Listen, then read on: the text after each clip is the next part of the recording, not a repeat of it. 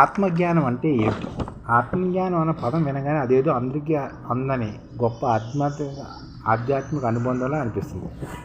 ఆత్మజ్ఞానం అన్న పదము వినగానే అందరికీ అందని గొప్ప ఆధ్యాత్మిక అనుభవంలా అనిపిస్తుంది. నిజానికి ఆత్మజ్ఞానం అంటే మనల్ని మనం తెలుసుకోవడం, నిత్య జీవితంలో మనం కలగాల్సిన స్పృహ, దాన్నే ఆత్మజ్ఞానం అంటారన్నమాట. మన గురించి మనకు రావాల్సిన స్పష్టమైన అవగాహన అన్నమాట ఆత్మజ్ఞానం.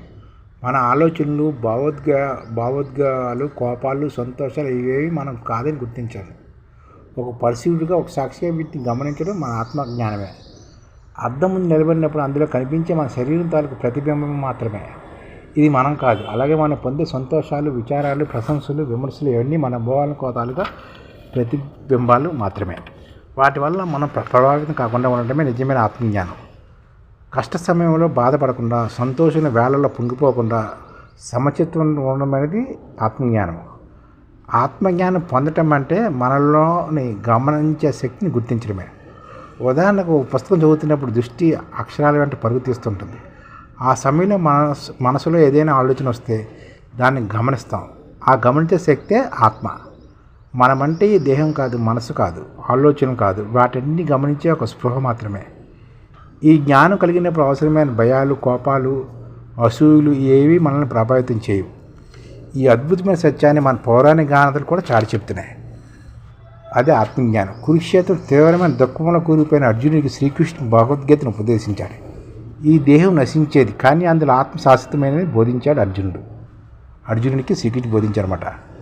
ఆత్మజ్ఞానానికి మూలస్తంభమైన ఈ సత్యాన్ని తెలుసుకున్న తర్వాతే అర్జునుడు తన కర్తవ్యాన్ని నిర్వహించగలిగాడు. మనం నిత్యమైన ఆత్మస్వరూపం తెలుసుకోవడమే నిజమైన జ్ఞానం.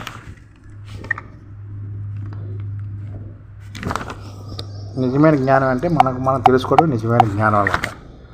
జనకుడికి అష్టావక్రుడి గురువుగా మారి నువ్వు శరీరం కాదు, అంతటా వ్యాపించిన ఆత్మ అని బోధించి జ్ఞానోదయం కలిగించాడు. దేవతని పీడిస్తున్న వృత్తాసురుడిని సంహరించడానికి దదీచి వెన్నెముకతో వజ్రాయుధాన్ని తయారు చేయాల్సి వచ్చింది. ఆయన తన ప్రాణాన్ని కూడా లెక్క చేయకుండా లోక కళ్యాణం కోసం త్యాగం చేశాడు. శరీరం తనను కాదని కేవలం ఒక సాధనమని ఆయన గ్రహించాడు. ఆత్మజ్ఞాని మాత్రమే తన శరీరాన్ని ఎంత సులభంగా తయారు చేయగలడు. ఆత్మజ్ఞాన సాధన అనేది ఎక్కడో దుర్గమ ప్రదేశంలో కూర్చొని చేసే తపస్సు కాదు. మనం ఉన్న చోటే మనలోని సత్యాన్ని అర్థం చేసుకోవడం ఆత్మజ్ఞానం. ఇదనమాట.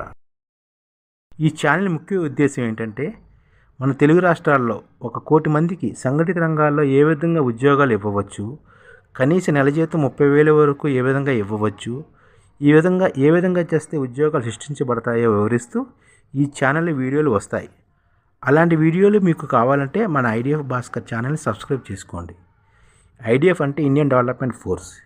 ఈ వీడియోలు చూసిన తర్వాత మీకు నచ్చితే లైక్ చేయండి, మీ ఫ్యామిలీ మెంబర్స్కి షేర్ చేయండి, మరియు మీ ఫ్రెండ్స్కి షేర్ చేయండి. Thank you. నమస్కారం.